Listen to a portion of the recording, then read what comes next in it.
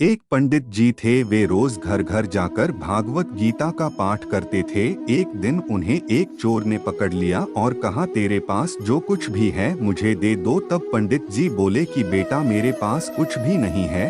तुम एक काम करना, मैं यहीं पड़ोस के घर में जाकर भागवत गीता का पाठ करता हूँ। वो यजमान बहुत दानी लोग हैं। जब मैं कथा सुना रहा होऊंगा, तुम उनके घर में जाकर चोरी कर लेना। चोर मान गया। अगले दिन जब पंडित जी कथा सुना रहे थे, तब वो चोर भी वहां आ गया। तब पंडित जी बोले कि यहाँ से मीलों दूर एक गांव है, वृंदावन। वहां पर एक लड़का आता है जिसका नाम कान्हा है। वो हीरों जवाहरातों से लदा रहता है।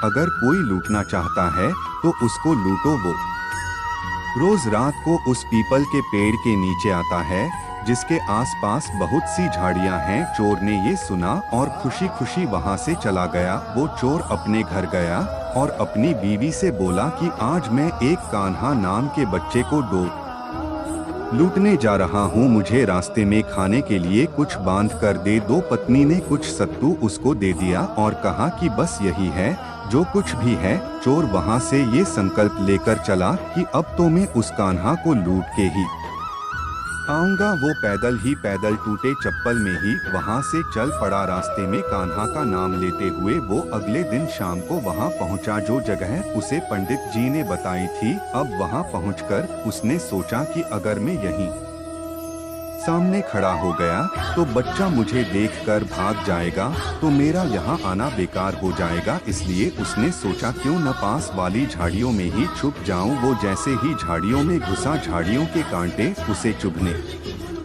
लगे। उस समय उसके मुंह से एक ही आवाज आई, कान्हा कान्हा। उसका शरीर लहूलुहान हो गया, पर मुंह से सिर्फ यही निकला, कान्हा आ जाओ, कान्हा आ जाओ। अपने भक्त की ऐसी दशा देख के कान्हा जी चल पड़े। तभी रुक्मणी जी बोली कि प्रभु कहाँ जा रहे हो? वो आपको लूट लेगा। प्रभु बोले कि कोई बात नहीं, अपने ऐसे भक्तों के लिए तो मैं लुट जाना तो क्या मिट जाना भी पसंद करूंगा। ठाकुर जी बच्चे का रूप बना के आधी रात को वहां आए। वो जैसे ही पेड़ के पास पहुंचे, चोर एकदम से बाहर आ गया और उन्हें पकड़कर बोला, ओ कान्हा, तूने मुझे बहुत दुखी किया है।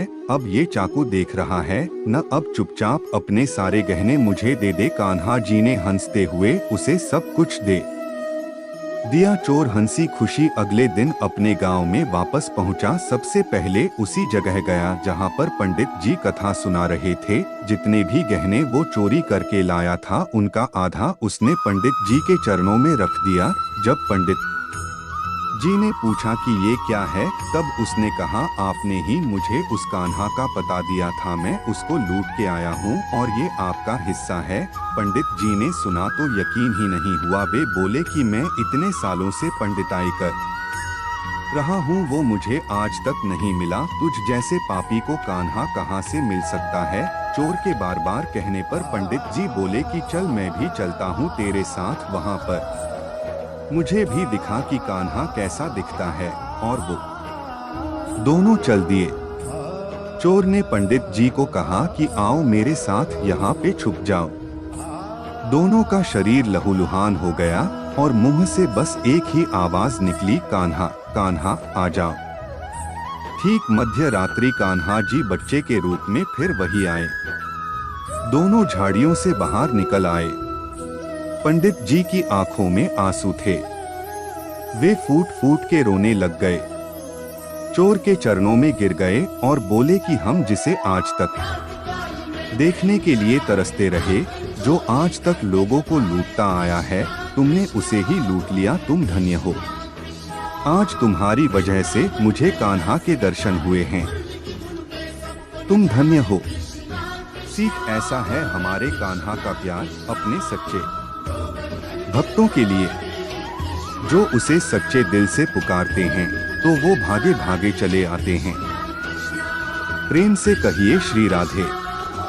मेरो तो गिरधर गोपाल दूसरों न कोई। आपको ये वीडियो कैसी लगी कमेंट करके बताओ। आशा करता हूँ कि आपको हमारी वीडियो अच्छी लगी होगी, तो आप हमारी वीडियो को लाइक, कमेंट, सब्सक्राइब और शेयर जरूर करें और बेल आइकन दबाना ना भूले। धन्यवाद। जय श्री कृष्णा।